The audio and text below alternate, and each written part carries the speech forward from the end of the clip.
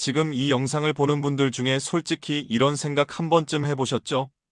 이 시장, 그냥 한 번 크게 무너져야 되는 거 아니야? 왜 나는 평생 일해도 집 하나 못 사는데 누군가는 콘도 5채를 들고 있지? 이게 정상 맞아? 당신이 느끼는 그 불안, 그 분노, 틀리지 않았습니다. 지금 시장은 정상이 아닙니다. 근데요, 오늘 제가 드릴 이야기는 많은 분들이 기대하는 폭락 시나리오가 아닙니다. 오히려 폭락이 안 와서 더 위험해지는 시나리오입니다. 대부분 아직 이걸 못 보고 있어요. 토론토의 하늘을 바라보면 요즘 묘한 느낌이 듭니다.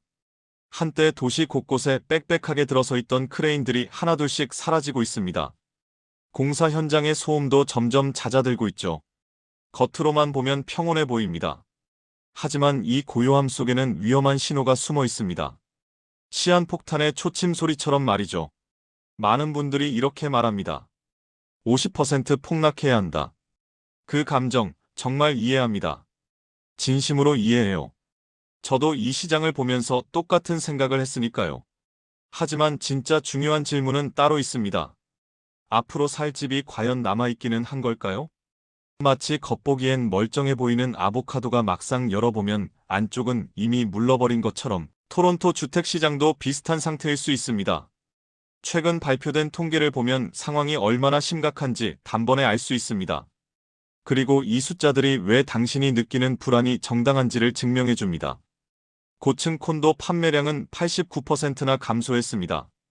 저층 주택 판매량도 65%가 급감했죠. 도시 전체의 크레인 수는 1년 만에 279대에서 235대로 44대나 줄었습니다. 건설 분야 일자리는 약 3만 5천 개가 사라졌습니다. 이 수치들은 단순한 경기 침체가 아닙니다. 이것은 시장의 구조적 붕괴를 알리는 신호입니다. 지금 문제는 가격이 아닙니다. 집 자체가 사라지고 있다는 겁니다. 주택시장은 일반 상품 시장과 근본적으로 다릅니다. 설계부터 승인, 금융, 시공, 완공까지 모든 과정에 수년이 걸립니다. 지금 멈춘 프로젝트는 2027년이나 2028년에 존재하지 않는 집이 됩니다. 다시 말해, 우리는 지금 미래의 주택 결핍을 만들어내고 있는 셈입니다. 이것이 바로 시간폭탄이라고 부르는 이유입니다. 많은 전문가들이 경고하고 있지만 대중의 관심은 여전히 단기 가격 변동에만 쏠려 있습니다. 하지만 진짜 위기는 가격이 아닙니다. 공급입니다. 공급이 무너지면 시장 자체가 작동을 멈춥니다. 가격이 오르든 내리든 집이 없으면 아무 의미가 없습니다. 여기서 핵심을 기억하세요. 우리가 직면한 것은 폭락 대 반등의 싸움이 아닙니다. 이것은 기회 소멸 시장으로 가는 과정입니다. 가격 논쟁은 이제 의미가 없습니다. 진짜 질문은 선택지가 남아있느냐입니다. 많은 사람들이 이렇게 생각합니다. 아직 집값이 크게 떨어지지 않았잖아. 그럼 괜찮은 거 아니야? 정부는 말합니다. 시장은 안정화되고 있다. 은행은 말합니다. 모기지는 관리 가능하다. 언론은 말합니다. 연착륙하고 있다. 하지만 이것은 위험한 착각입니다. 가격은 시장에서 가장 늦게 반응하는 지표입니다. 지금 당신이 보고 있는 것은 이미 끝난 과거의 모습입니다. 시장 붕괴는 소리 없이 일정한 순서로 진행됩니다. 첫 번째 단계는 건설 활동의 감소입니다. 두 번째는 금융 경색이 찾아옵니다. 세 번째로 노동력이 이탈하기 시작합니다. 네 번째는 재고가 줄어듭니다. 그리고 마지막 5번째 단계에서야 비로소 가격이 움직입니다. 지금 우리는 첫 번째부터 세 번째 단계 사이에 있습니다. 폭풍전의 고요, 바로 그 순간입니다. 이 상황은 아보카도가 익어가는 과정과 매우 유사합니다. 겉은 여전히 단단해 보입니다. 하지만 안쪽에서는 이미 변화가 일어나고 있습니다. 그러다 어느 순간 갑자기 무르게 됩니다. 건설 활동의 감소는 눈에 보이는 변화입니다. 크레인이 줄고 공사장이 멈추는 것은 누구나 확인할 수 있죠. 하지만 대부분의 사람들은 이것을 대수롭지 않게 생각합니다. 경기가 어려우니 당연한 거 아니야? 라고 말합니다. 문제는 이 멈춤이 일시적이지 않다는 점입니다. 건설 산업은 한번 무너지면 회복하는 데 매우 오랜 시간이 걸립니다. 금융 경색도 이미 시작됐습니다. 은행들은 건설 프로젝트에 대한 대출을 극도로 꺼리고 있습니다. 개발사들은 자금 조달에 어려움을 겪고 있습니다. 프로젝트가 중단되거나 취소되는 사례가 속출하고 있습니다. 가장 심각한 것은 세 번째 단계, 노동력의 이탈입니다. 이것은 단기간에 해결할 수 없는 문제입니다. 건설 현장에서 일하던 숙련 노동자들이 업계를 떠나고 있습니다. 특히 젊은 기술자들의 이탈이 두드러집니다. 그들은 다른 산업으로 재교육을 받거나 아예 다른 지역으로 이주하고 있습니다. 한번 떠난 인력은 쉽게 돌아오지 않습니다. 건설업이 다시 활성화되더라도 숙련된 인력이 없으면 공급 회복은 불가능합니다. 건물은 돈만 있다고 지어지는 게 아닙니다. 사람이 필요합니다. 기술이 필요합니다. 경험이 필요합니다. 이 세 가지가 모두 사라지면 공급 회복은 거의 불가능에 가깝습니다. 역사를 보면 비슷한 사례가 있습니다. 2008년 금융위기 이후 미국의 많은 도시에서 건설 인력이 대거 이탈했습니다. 시장이 회복된 후에도 공급 부족 문제는 10년 넘게 지속됐습니다. 토론토도 같은 길을 걷고 있을 가능성이 높습니다. 지금 떠나는 숙련 노동자들은 2030년대까지도 돌아오지 않을 수 있습니다. 다시 한번 말씀드립니다. 이것은 폭락대 반등의 문제가 아닙니다. 이것은 기회 소멸 시장으로 가는 과정입니다. 그런데 왜 사람들은 이 문제를 심각하게 받아들이지 않을까요? 이유는 간단합니다. 가격이 아직 안정적으로 보이기 때문입니다. 사람들은 눈에 보이는 것만 믿습니다. 집값이 여전히 높으면 시장이 괜찮다고 생각합니다. 하지만 이것은 착시 효과입니다. 시장의 진짜 건강성은 거래량과 공급량에서 나타납니다. 그리고 이 두 지표는 지금 바닥을 치고 있습니다. 현재 토론토 주택시장의 가장 큰 특징은 무엇일까요? 한마디로 표현하면 전부 멈췄다입니다. 구매자도 멈췄습니다. 판매자도 멈췄습니다. 건설사도 멈췄습니다. 모두가 관망하고 있습니다. 하지만 여기서 중요한 질문이 있습니다. 이 정지된 시장에서 누가 버티고 있고 누가 무너지고 있을까요? 먼저 구매자를 봅시다. 특히 실수요자들, 첫 주택을 사려고 하는 젊은 세대를 말이죠. 높은 금리는 여전히 큰 부담입니다. 많은 사람들이 모기지 이자 때문에 주택 구매를 망설이고 있습니다. 소득 불안정도 한몫합니다. 경기 침체에 대한 우려로 장기적인 재무 부담을 지기가 두렵습니다. 결과적으로 구매자들은 관망 모드에 들어갔습니다. 조금만 더 기다리면 가격이 떨어질 거야라고 생각하며 시장 진입을 미루고 있습니다. 이들은 지고 있는 걸까요? 이기고 있는 걸까요? 안타깝게도 시간이 갈수록 선택지가 줄어들고 있습니다. 판매자는 어떨까요? 특히 투자자들과 다주택자들 말입니다. 판매자들도 움직이지 않습니다. 많은 주택 소유자들이 현재 시장 가격으로 집을 팔면 손해를 본다고 생각합니다. 그래서 차라리 팔지 않고 버티는 쪽을 택합니다. 이동의 필요성이 있어도 거부합니다. 집을 팔아야 다른 곳으로 갈 수 있는데 현재 가격이 마음에 들지 않으니까요. 결국 보유를 선택합니다. 여기서 흥미로운 구조가 보입니다. 현금 흐름이 있는 집주인은 버틸 수 있습니다. 하지만 높은 이자와 낮은 렌트 수익으로 매달 마이너스를 기록하는 투자자들은요. 시간이 갈수록 압박을 받습니다. 결국 승자와 패자가 갈립니다.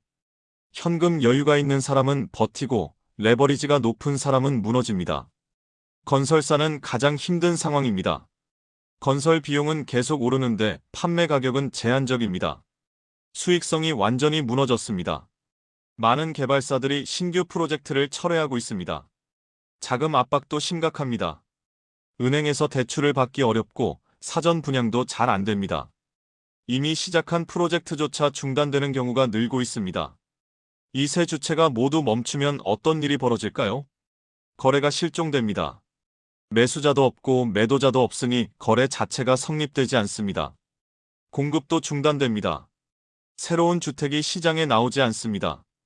그리고 선택지가 줄어듭니다. 살 수 있는 집, 팔 수 있는 집 모두 줄어듭니다. 시장 자체가 얼어붙는 겁니다.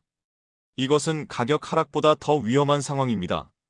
가격이 떨어지면 적어도 선택의 기회는 생깁니다. 저렴해진 가격에 집을 살 수 있습니다. 하지만 시장이 얼어붙으면 아무것도 할 수 없습니다. 많은 사람들이 지금 기다리고 있습니다. 집값이 크게 떨어지기를 기대하면서요. 언젠가는 폭락할 거야. 그때 사면 되라고 생각합니다.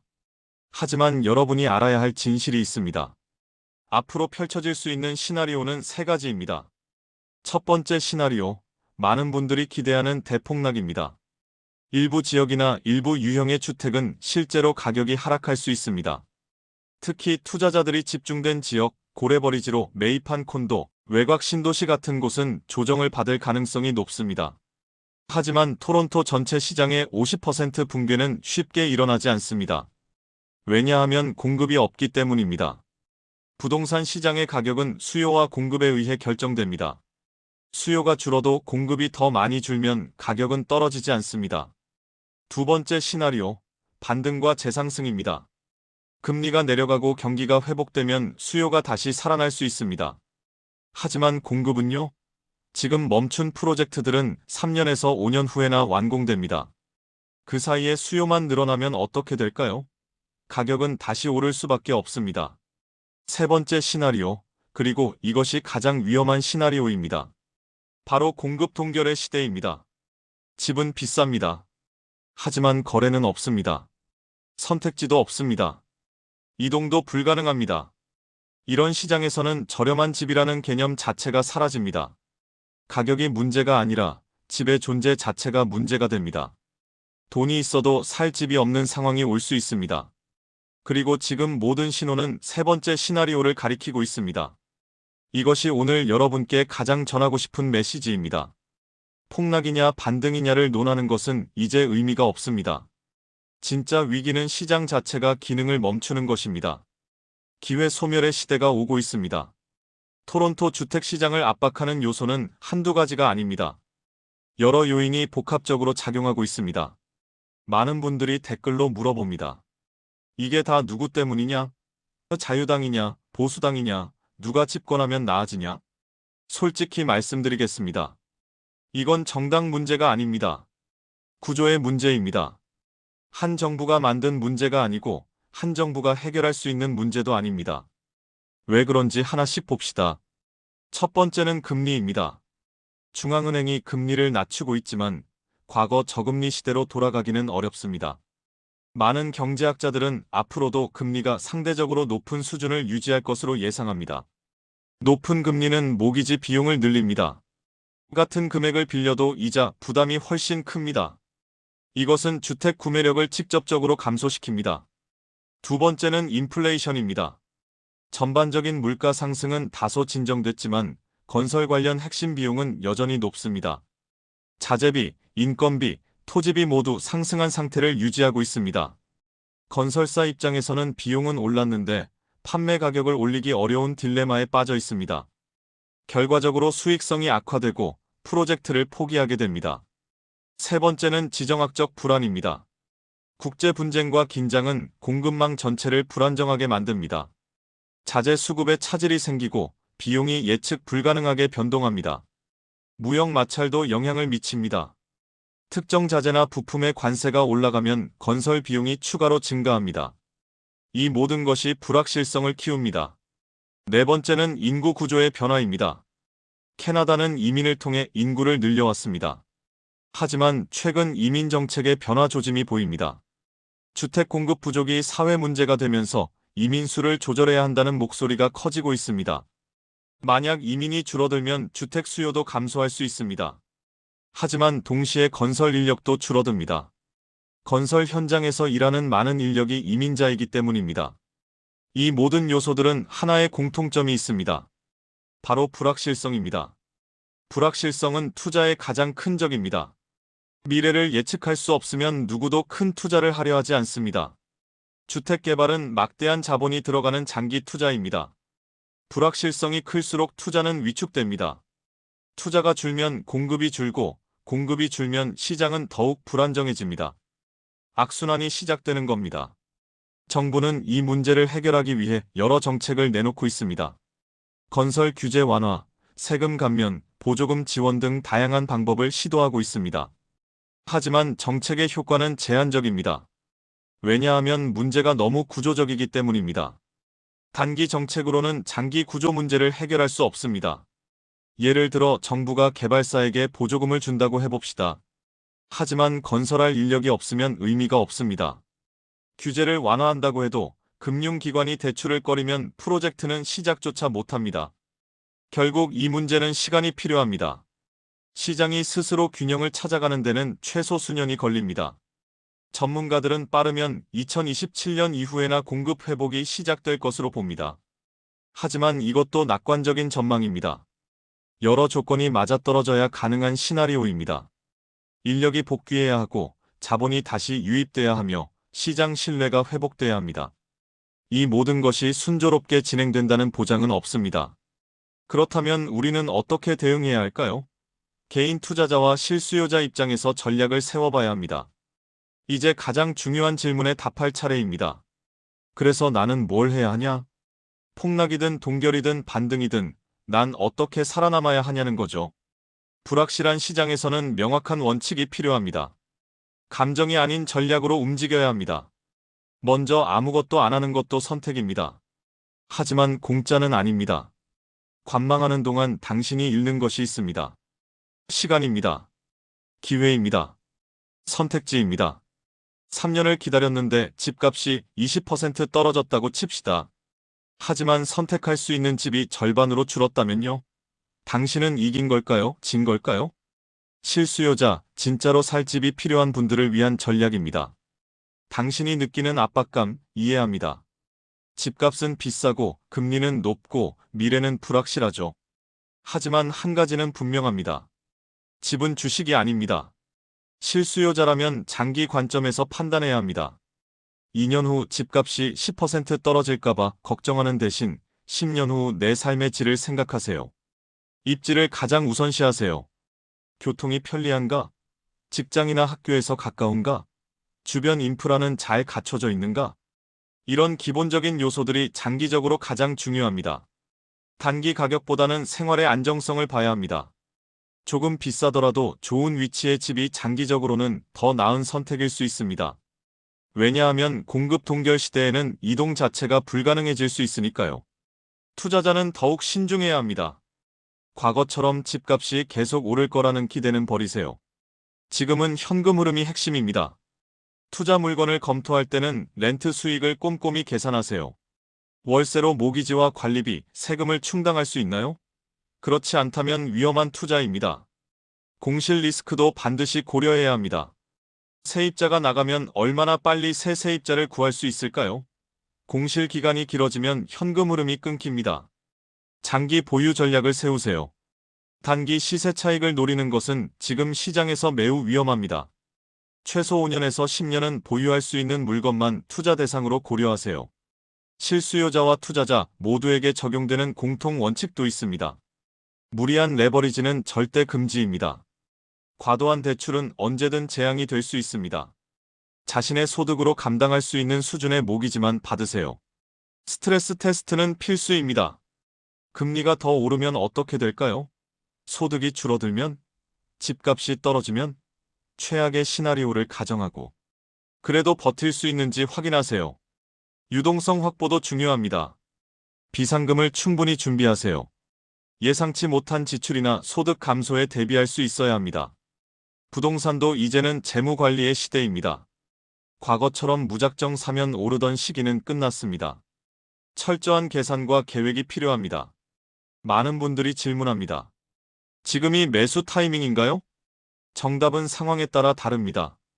만약 실거주 목적이고 재무 상태가 안정적이며 좋은 입지의 물건을 찾았다면 검토할 가치가 있습니다. 하지만 투자 목적이라면 매우 신중해야 합니다. 현재 시장에서 수익을 내기는 쉽지 않습니다. 확실한 현금 흐름이 보장되지 않는다면 관망하는 것이 나을 수 있습니다. 집값은 앞으로 떨어질까요? 라는 질문도 많이 받습니다. 단기적으로 일부 지역이나 특정 유형의 주택은 하락할 가능성이 있습니다. 특히 투자형 콘도나 외곽 지역은 조정을 받을 수 있습니다. 하지만 장기적인 대폭락 가능성은 제한적입니다. 이유는 명확합니다. 공급이 계속 줄어들고 있기 때문입니다. 수요가 줄어도 공급이 더 빠르게 줄면 가격은 지지됩니다. 더 나아가 장기적으로는 공급 부족으로 인해 가격이 오를 수도 있습니다. 콘도 시장에 대한 우려도 많습니다. 특히 투자형 콘도는 위험한 것이 사실입니다. 렌트 수익이 낮고 관리비가 높은 콘도는 피하는 것이 좋습니다. 현금 흐름이 마이너스인 투자는 장기적으로 버티기 어렵습니다. 반면 입지가 좋고 실수요자들이 선호하는 콘도는 상대적으로 안전할 수 있습니다. 다운타운 중심부나 지하철역 근처 같은 곳이 그렇습니다. 정부 정책으로 이 문제가 해결될 수 있을까요? 부분적인 완화는 가능합니다. 세금 감면이나 규제 완화는 단기적으로 도움이 될 수 있습니다. 하지만 구조적 문제를 근본적으로 해결하기는 어렵습니다. 공급 회복에는 시간이 필요합니다. 인력이 복귀하고 자본이 유입되고 시장 신뢰가 회복돼야 합니다. 이 모든 과정은 최소 수년이 걸립니다. 지금 우리가 내린 결정은 3년 후, 5년 후의 상황을 크게 좌우합니다. 주택시장은 느립니다. 매우 느립니다. 오늘 취소된 프로젝트는 3년 후 존재하지 않는 집이 됩니다. 지금의 침묵은 미래의 부족으로 이어집니다. 2027년이나 2028년이 되면 사람들은 놀라게 될 것입니다. 왜 이렇게 집이 없지? 하지만 이미 답은 나와 있습니다. 지금의 멈춤 때문입니다. 토론토 주택시장은 지금 소리 없는 위기의 한가운데 있습니다. 뉴스는 조용하고 가격도 아직 버티고 있습니다. 하지만 바닥에서는 이미 균열이 퍼지고 있습니다. 멈춘 크레인, 떠난 노동자, 취소된 프로젝트, 얼어붙은 자금. 이 모든 것은 하나의 방향을 가리킵니다. 미래의 집이 사라지고 있다는 것입니다. 이 위기는 단순한 부동산 문제가 아닙니다. 그것은 도시의 미래, 세대의 기회, 삶의 안정성과 직결된 문제입니다. 이제 우리는 더 이상 얼마까지 떨어질까? 를 묻지 말아야 합니다. 대신 이렇게 물어야 합니다. 이 도시에서 앞으로 살 자리는 남아있을까? 그 질문에 진지하게 답하는 순간, 비로소 진짜 전략이 시작됩니다. 앞으로 2년에서 3년은 누가 맞았냐의 싸움이 아니라 누가 살아남았냐의 싸움이 될 겁니다. 여러분은 지금 어떤 선택을 하고 있나요? 기다리고 있나요? 움직이고 있나요? 아니면 다른 전략이 있나요? 댓글로 솔직하게 남겨주세요. 여러분의 이야기가 다른 누군가에게 도움이 될 수 있습니다. 준비된 사람만이 위기를 기회로 만들 수 있습니다. 지금 이 순간, 당신의 선택이 앞으로의 10년을 결정할 것입니다.